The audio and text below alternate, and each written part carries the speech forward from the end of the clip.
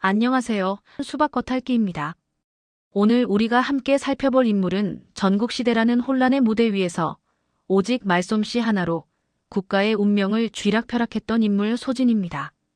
사마천의 사기 소진열전을 통해 그의 화려한 성공과 비극적인 몰락, 그리고 그가 남긴 야망의 궤적을 지금부터 추적해보겠습니다.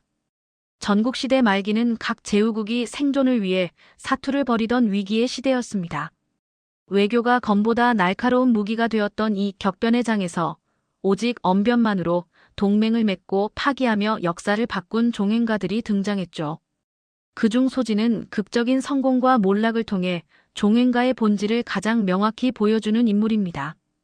우리는 오늘 그의 합종책을 지정학적으로 해부하고 그가 남긴 고사성어와 사마천의 예리한 평가를 함께 살펴볼 것입니다. 제1부 전국시대라는 거대한 체스판, 소진의 합종책입니다. 이 장에서는 소진의 대표적인 정책인 합종, 즉 남북연합이 어떤 지정학적 배경에서 탄생했는지, 그리고 그의 전략이 왜 탁월했는지를 알아보겠습니다. 합종책의 등장은 어쩌면 역사적 필연이었습니다. 상항의 변법으로 부국 강병을 이룬 진나라는 서쪽의 지리적 이점을 등에 업고 당대 최강대국으로 부상했습니다. 진나라의 거침없는 동진 정책은 연, 조, 한, 위, 제, 초나라 등 나머지 6개국에게는 말 그대로 죽느냐 사느냐의 실존적 위협이었습니다. 당시 산동이라는 용어는 지금의 산둥성이 아니라 효산을 기준으로 동쪽에 위치한 육국 전체를 지칭하는 지정학적 개념이었습니다.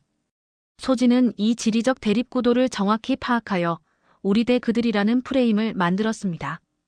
개별 국가들이 진나라에 맞서지 못해 생긴 힘의 공백은 집단 안보 전략에 대한 절박한 수요를 낳았고 이것이 소진이 활약할 수 있는 완벽한 무대가 되었습니다. 소진의 설득 기술은 각국의 약점을 정확히 파고드는 맞춤형이었습니다. 먼저 국력이 약한 연나라에는 멀리 있는 진나라보다 가까운 조나라가 더 큰 위협이라고 역설하며 안보를 위해 조나라와 동맹할 것을 권했습니다. 합종의 중심축인 조나라에서는 군주를 치켜 세우며 조나라가 반진나라 연합의 실질적인 맹주가 되어야 한다고 설득했죠. 군주의 공포와 자존심을 동시에 공략한 고도의 심리전이었습니다.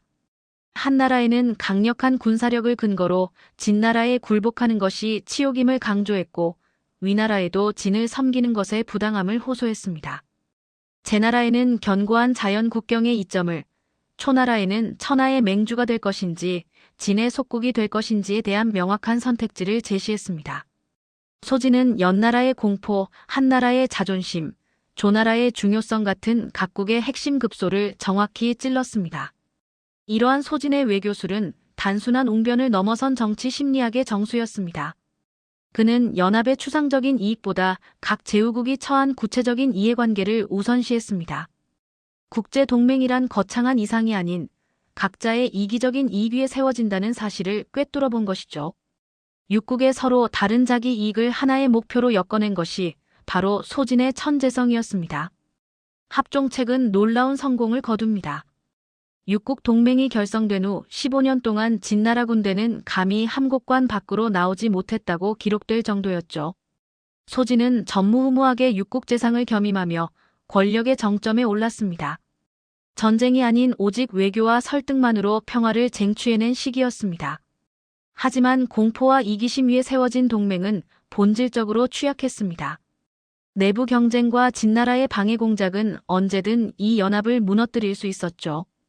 이때 등장한 인물이 소진의 숙적 장의입니다. 장의는 각국을 개별 공략하는 연횡책을 들고 나와 합종을 와해시켰습니다. 사마천은 소진이 뒤에서 장의의 출세를 도왔다는 극적인 일화를 통해 두 천재의 지적 경쟁을 흥미롭게 묘사했습니다. 제2부 설득이 남긴 메아리. 소진열전에서 유래한 고사성어입니다. 소진의 이야기는 동아시아 문화권에 깊은 족적을 남겼는데요. 그의 삶을 압축하고 있는 핵심 성어들을 살펴보겠습니다. 소진의 삶에서 유래한 대표적인 성어로는 전거후공, 개구우후, 현양자고가 있습니다. 상대의 지위에 따라 태도가 변하는 모습, 주체적인 삶에 대한 철학, 그리고 학문을 향한 지독한 결심이 이 네 글자 안에 담겨 있습니다. 전거후공은 소진이 유세에 실패하고 초라하게 고향에 돌아왔을 때의 일화에서 유래합니다. 당시 소진의 가족들은 그를 멸시했습니다. 아내는 배틀에서 내려오지 않았고 형수는 밥조차 지어주지 않았죠.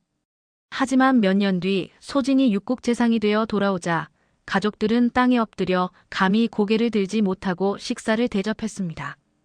이때 소진이 형수에게 묻습니다. 어찌 전에는 그리 오만하더니 지금은 이리 공손합니까? 형수는 솔직하고도 아첨 섞인 대답을 내놓습니다. 도련님의 지위가 높고 재물이 많은 것을 보았기 때문입니다. 지위와 부에 따라 사람의 대우가 얼마나 쉽게 변하는지를 보여주는 뼈아픈 장면입니다.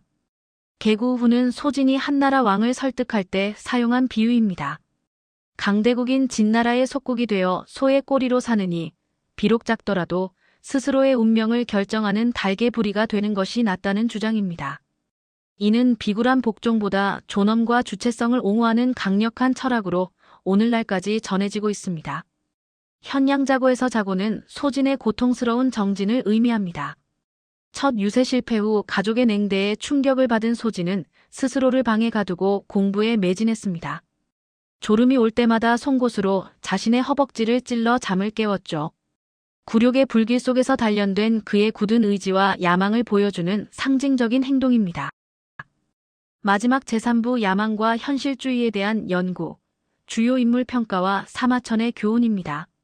소진이라는 인물에 대한 다각적인 평가와 사마천이 우리에게 전달하고자 했던 메시지를 정리해 보겠습니다. 소진은 뛰어난 전략가였을까요? 아니면 결함 있는 기회주의자였을까요? 그의 지능과 지정학적 통찰력은 분명 비범했습니다. 하지만 그의 동기는 국가에 대한 충성이 아닌 개인의 부귀영 따리였습니다. 그는 혀가 자본인 전형적인 정치 공학자였고 결국 자신이 연마했던 그 정치적 음모의 희생양이 되어 비극적인 최후를 맞이했습니다. 소진의 형수는 전국시대의 냉혹한 현실을 비추는 거울입니다. 그녀의 속물적인 태도는 사실 소진이 상대했던 왕들이나 대신들이 가졌던 계산법과 다르지 않았습니다. 사마천이 이 가정사를 기록한 것은 국가 간의 거대한 정치가 사실은 인간의 가장 밑바닥에 있는 물질적 욕망과 이기심에서 시작된다는 것을 보여주기 위함이었습니다. 사마천은 태사공화를 통해 소진의 지혜가 남보다 뛰어났음을 분명히 인정했습니다.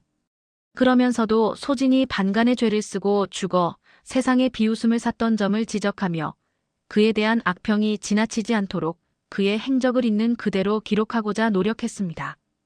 인물을 단순히 단죄하기보다 입체적으로 이해하려 했던 사마천의 정신이 돋보이는 대목입니다. 결론적으로 소진열전은 우리에게 역사적 현실주의의 냉정한 단면을 보여줍니다. 이 이야기는 이기심이 지배하는 세상에서 야망이 가진 잠재력과 위험을 동시에 경고합니다. 사마천은 우리에게 소진을 영웅이나 악당으로 규정하라고 하지 않습니다. 대신 복잡하고 결함 많았던 한 인간을 통해 권력 정치의 무자비한 본질을 성찰하게 합니다. 오늘 준비한 내용은 여기까지입니다. 오직 혀 하나로 세상을 뒤흔들었던 소진의 삶, 여러분은 어떻게 보셨나요? 궁금한 점이 있다면 댓글로 남겨주시고 수박 겉핥기는 다음 시간에도 흥미로운 역사 이야기로 돌아오겠습니다. 구독과 좋아요 잊지 마세요. 감사합니다.